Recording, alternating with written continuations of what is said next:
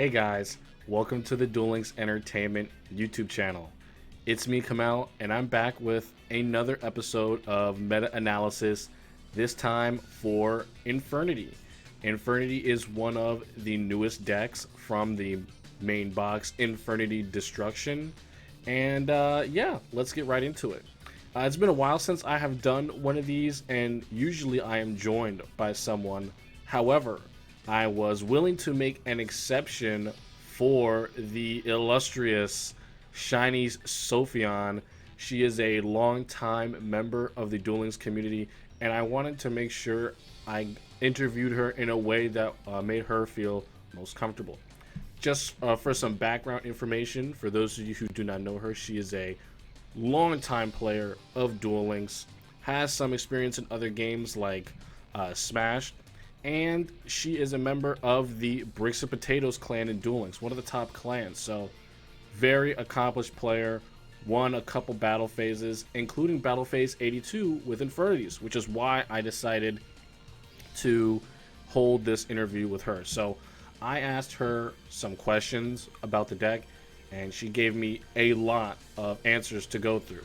But before we get into her questions, I wanted to do an overview of the deck Infernities itself, right?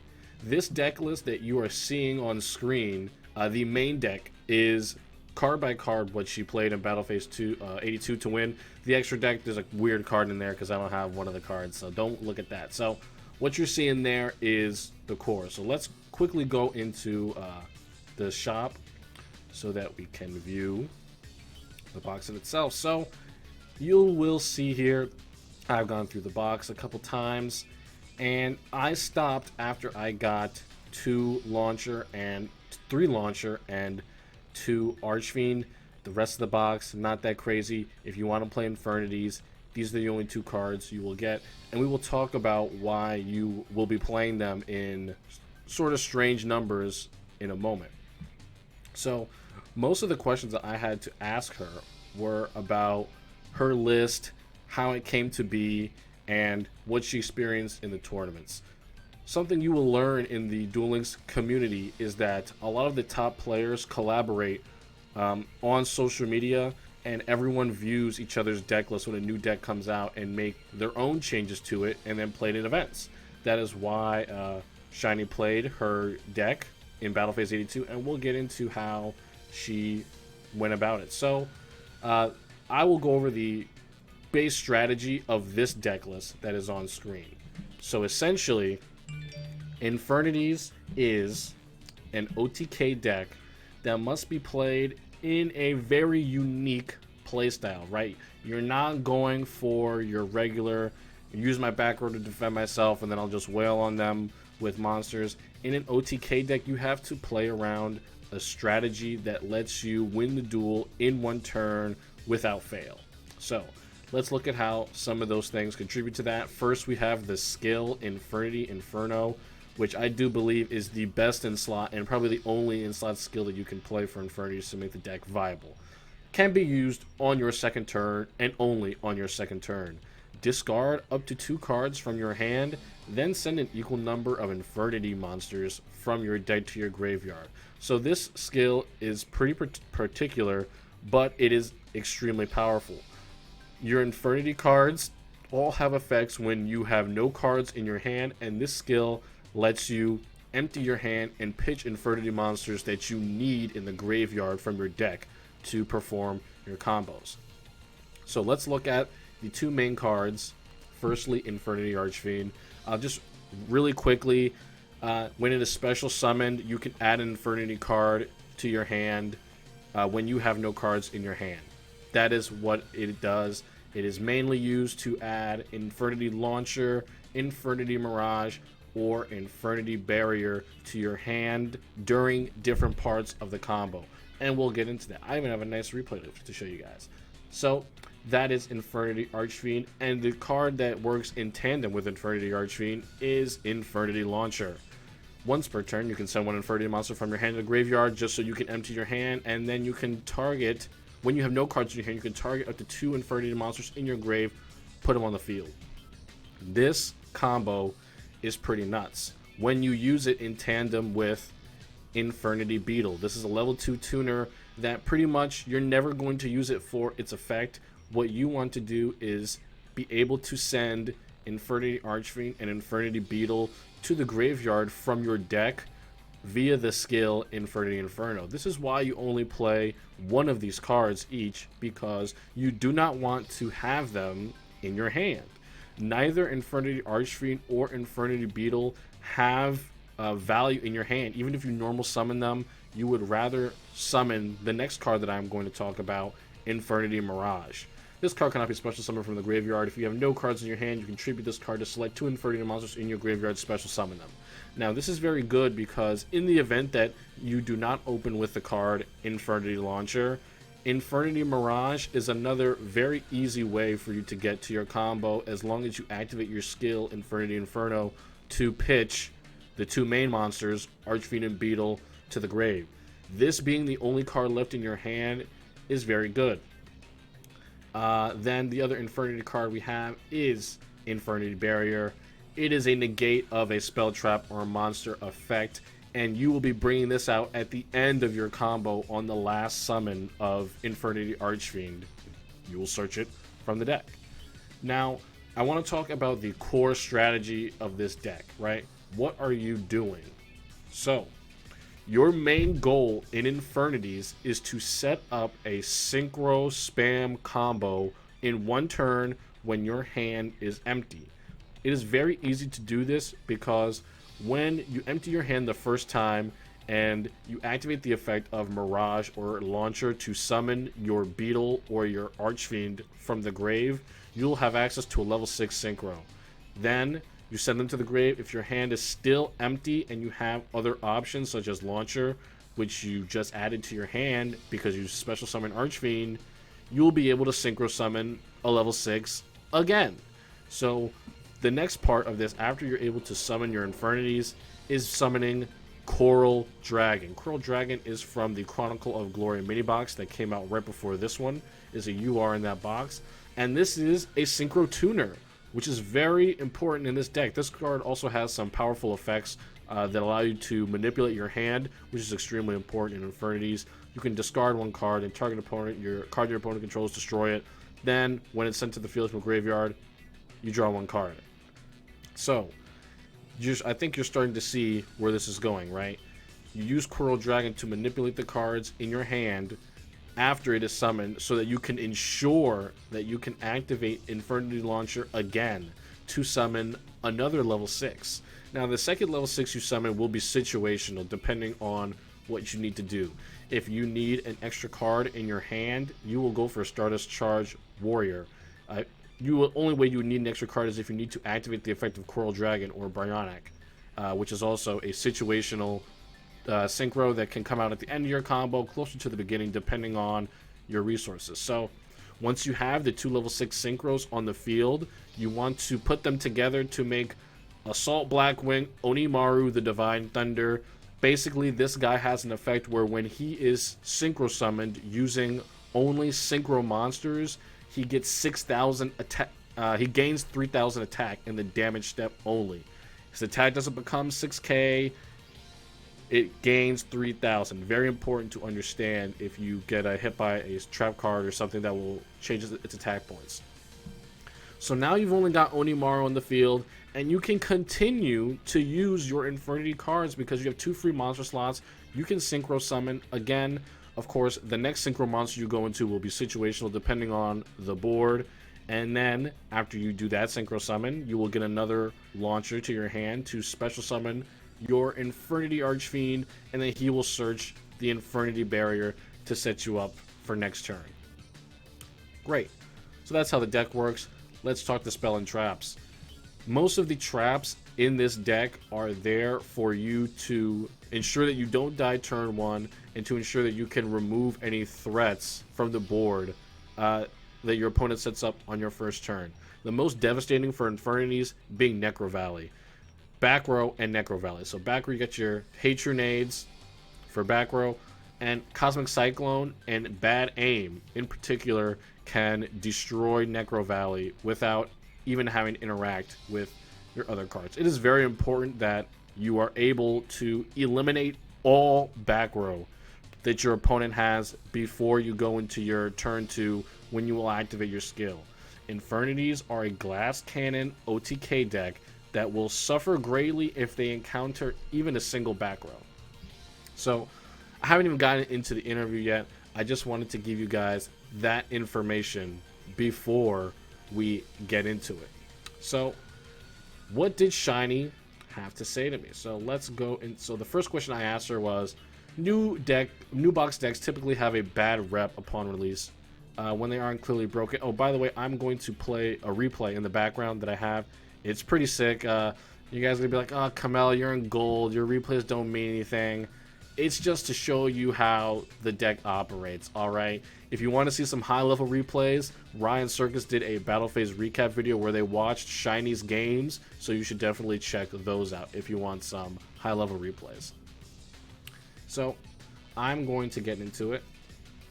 So, new box decks typically have a bad rep upon release when they aren't clearly broken. What made you try Infernity?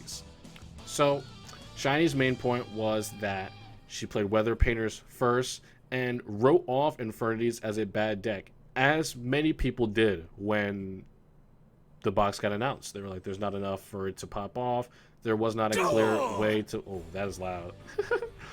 But, however, when I finally tried decided to try them, they were a lot of fun and pretty powerful. To be honest, I didn't expect to do well. It's just a mainly fun deck, but she went undefeated through Swiss, and she had a chance in the tournament. She was talking about her experience in Battle Phase 82. So, next question I asked her was, why did you choose the list you did? That being the Infernity list with just the one Archfiend and the Beetle. And this is where she goes on to explain how she typically finds her list. I want to read it because it's important. The list I chose was kind of a mix of different ideas from Discord, Twitter, COG decks, and talking to my team. The 5-monster Beetle build was not my idea, but it was obvious to me very quickly that it was the best version, at least with what we know right now. In terms of tech choice, building this deck is very tricky, and it's important to find a good balance between back row removal and protection. While you always need to survive a turn to do your combo, you also need to account for the fact that a single interruption, such as Floodgate, Trap Hole, or Karma Cut, can completely destroy your strategy outright. And that is where she describes her back row breakdown, opting over Canadia over Floodgate because Canadia can save you in certain situations, and Heatwave as a tech. After this replay, I will go back and show you Heatwave. Heatwave is really slept on, but it stole so many games from me on its own. There's a reason why people are calling Heatwave plus True Nade and FTK. And I will show you her deck a little bit later. She goes into her side deck choices. So there you have it. Infernities are a glass cannon deck that you have to manipulate your playstyle for to ensure that you meet the conditions for your OTK before you do it. So really quickly on the replay right now, I am doing my Synchro combo. I have just gone into Onimaru and I am up against Aero Mages, which is a deck that is very survivable, and OTK decks have a tough time with it sometimes if they cannot remove the correct combination of cards. So Bryonac here is very important in case you need to bounce cards back. And you see I do set up with my Infernity Barrier. Swinging all around. So watch that while I get into the next point. Then I asked her, what matchups do you find are good and bad for Infernities? So matchup spread is kind of weird. Level reduction Black Wings feels favored for the deck, but the Pixie Dragon, Ancient Pixie Dragon Black Wings seem rough. Dark Magician is not too bad if you open your outs and go first. Witchcrafter depends on how broken they are, how broken they open, and how many Canadian chain you open. Now keep in mind, Witchcrafter did just get hit, so its matchups against Infernity may change. Element Saber and Vote in particular can be very tough. The combination of Trap Span and Book of Moon that is Malehu can shut you down hard unless you open nuts. And this is true. Any deck that you face that has considerable ways to interrupt you past just back row, you will have a problem with. Next, I asked a question about a different version of the deck that I have been seeing around, and this is the Infernity Avenger deck list. Now, I have a bone to pick with some people about this deck, and I'm going to explain why. So this is that deck. Now, what you're looking at here is a different kind of play style with Infernities revolving around Infernity Avenger, Infernity Doom Dragon, and 100 Eyes Dragon, which I do not have. So the reason why I do not like this deck is because of, firstly, the principle of playing Infernities. Infernities is not a broken deck. I do not think they are broken. They do not have overwhelmingly powerful matchups against many of the meta decks. So I think that if you are going to play Infernities, you have to play the most tried and true version that has the best results. You cannot afford as a player to play a suboptimal version of Infernities. If you can't play the best version of this deck, it is not worth your investment. So I will read Shiny's comments about it. I think Avenger builds are bad right now, at least in their current form. Playing more engine cards, oddly enough, makes the deck feel more clunky, as it does not feel like you're taking full advantage of your skill.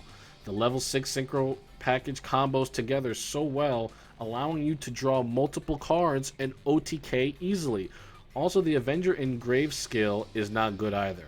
The Dark Monster restriction, including the extra deck, as well as losing to a single invocation, turn 1 builds just aren't consistent. And no matter where, there are decks that are very consistently killing you on turn 2. Now, she did mention a different skill on the new Callan Kessler that allows you to start the duel with Infernity, Avenger in the grave, but you can only use Dark Synchros.